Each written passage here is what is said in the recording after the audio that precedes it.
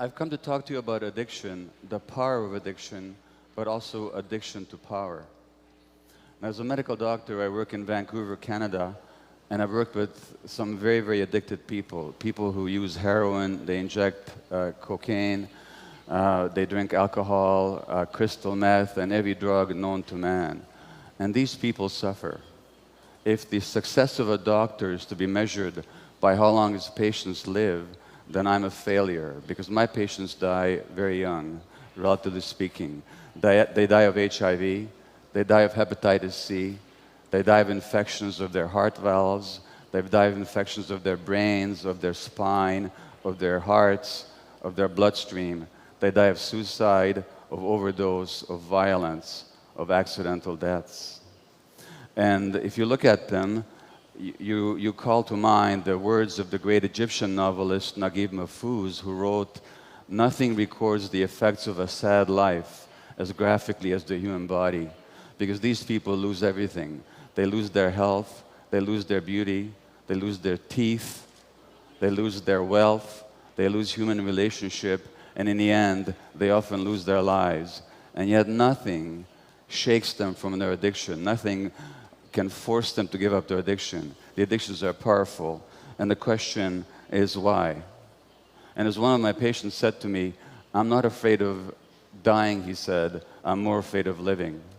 And the question we have to ask is, why are people afraid of life? And if you want to understand addiction, you can't look at what's wrong with the addiction, you have to look at what's right about it.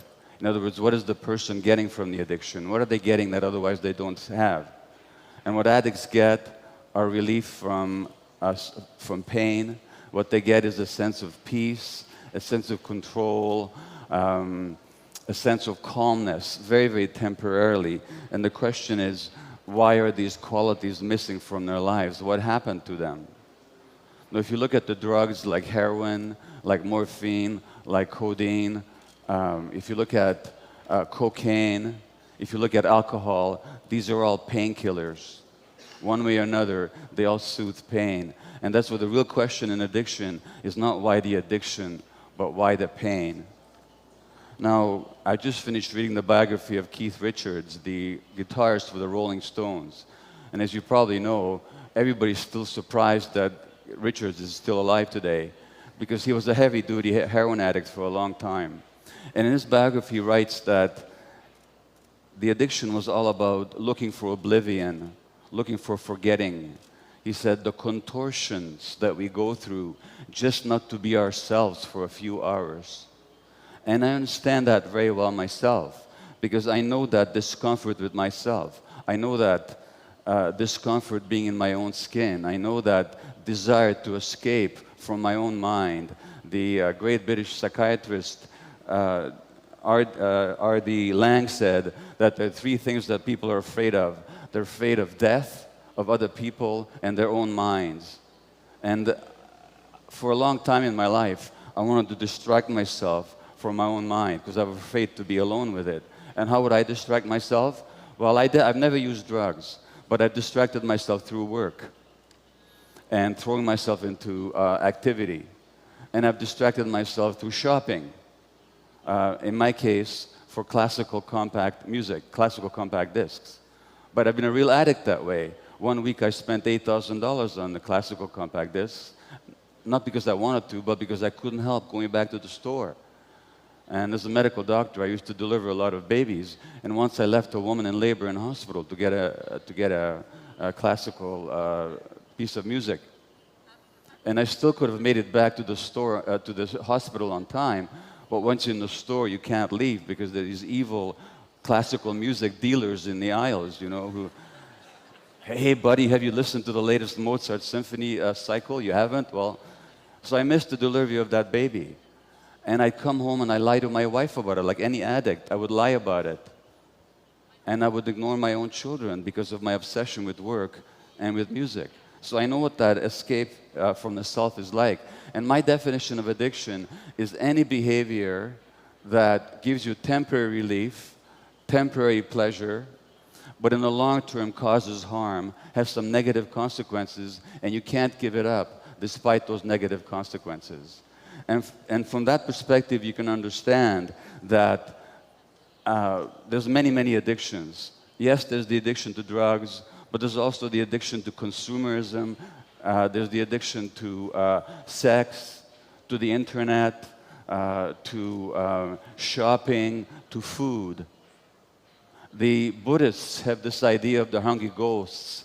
The hungry ghosts are creatures with large empty bellies and small scrawny necks and tiny little mouths, so they can never get enough. They can never fill this emptiness on the inside.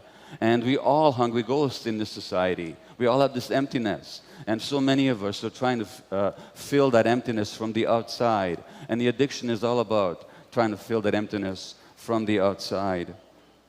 Now, if you want to ask the question of why people are in pain, you can't look at their genetics. You have to look at their lives. And in the case of my patients, my highly addicted patients, it's very clear why they're in pain, because they've been abused all their lives. They began life as abused children. All the women I worked with over a 12-year period, hundreds of them, they had all been sexually abused as children. And the men had been traumatized as well. The men had been sexually abused, neglected, physically abused, abandoned, and emotionally hurt over and over again. And that's why the pain. And there's something else here too. The human brain itself, as you heard already, develops an interaction with the environment. It's not just genetically programmed. So the kind of environment that a child has will actually shape the development of the brain. Now, I can tell you about two experiences with mice. You take a little mouse and you put food in his mouth, and he'll eat it and enjoy it and swallow it. But if you put the food down a few inches away from his nose, he will not move to eat it. He will actually starve to death rather than eat. Why? Because genetically, they knocked out the receptors for a chemical in the brain called dopamine. Dopamine is the incentive motivation chemical.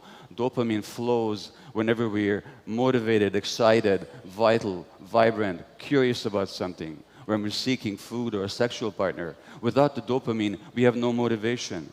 Now, what do you think the addict gets? When the addict shoots cocaine, the addict shoots crystal meth, or almost any drug, they get a hit of dopamine in their brain. And the question is, what happened to their brains in the first place? Because it's a myth that drugs are addictive. Drugs are not by themselves addictive, because most people who try most drugs never become addicted. So the question is, why are some people vulnerable to be addicted? Just like food is not addictive, but to some people it is. Shopping is not addictive, but to some people it is. Television is not addictive, but to some people it is. So the question is, why the susceptibility? There's another little experiment with mice where infant mice, if they're separated from the mothers, will not cry for their mothers. Now, what would that mean in the wild? It means that they would die, because only the mother protects the child's life and nurtures the child. And why? Because genetically, they knocked out the receptors, the chemical binding sites in the brain for endorphins. And endorphins are our indigenous morphine-like substances. Endorphins are our own natural painkillers. And what morphine, or what endorphins also do, they make possible the experience of love. They make possible the experience of attachment to the parent and the parent's attachment to the child. So these little mice without endorphin receptors in their brains will actually not call for their mothers. In other words, the addiction to these drugs, and of course the heroin and the morphine, what they do is they act on the endorphin system. That's why they work. And so the question is, what happens to people that they need these chemicals from the outside? Well, what happens to them is when they're abused as children, those circuits don't develop. When you don't have love and connection in your life, when you're very, very young, then those important brain circuits just don't develop properly. And under conditions of abuse, things just don't develop properly, and their brains then are susceptible when they do the drugs. Now they feel normal, now they feel pain relief, now they feel love. And there's one patient said to me that when I first did heroin, she said, it felt like a warm, soft hug, just like a mother hugging a baby. Now, I've had that same emptiness, not to the same degree as my patients. What happened to me? What happened to me is that I was born in Budapest, Hungary in 1944 to Jewish parents, just before the Germans occupied Hungary. And you know what happened to the Jewish people in Eastern Europe. And I was 2 months old when the German army moved into Budapest, the Wehrmacht, and the day after they did, my mother phoned the pediatrician and she said, "Would you please come and see Gabor, because he's crying all the time." And the pediatrician said, "Of course I will come to see him, but I should tell you, all my Jewish babies are crying." Now why? What do babies know about Hitler or genocide or war? Nothing. What we're picking up on is the stresses and the terrors and the depression of our mothers. And that actually shapes the child's brain. That actually shapes the child's brain. And of course, what happens then is I get the message that the world doesn't want me. Because if my mother's not happy around me, she must not want me. Why do I become a workaholic later? Because if they don't want me, at least they're going to need me. Now I'll be an important doctor, and they're going to need me. And that way I can make up for the feeling of not being wanted in the first place. And what does that mean? It means that I'm working all the time, and when I'm not working, I'm consumed by buying music. What message do my kids get? My kids get the same message, that they're not wanted. And this is how we pass it on. We pass on the trauma, and we pass on the suffering unconsciously from one generation to the next. So obviously, there are many, many ways to fill this emptiness. And for each person, there's a different way of feeling the emptiness. But the emptiness always goes back to what we didn't get when we were very small. What we didn't get when we were very small. And then we look at the drug addict, and we say to the drug addict, how can you possibly do this to yourself? How can you possibly inject this terrible substance into your body that may kill you? But look at what we're doing to the earth. We're injecting all kinds of things into the atmosphere and the oceans and the environment that is killing us, that's killing the earth. Now, which addiction is greater? The addiction to oil or to consumerism? Which causes the greater harm? And yet we judge the drug addict because we actually see that they're just like us, and we don't like that. So we say, you're different from us. You're worse than we are.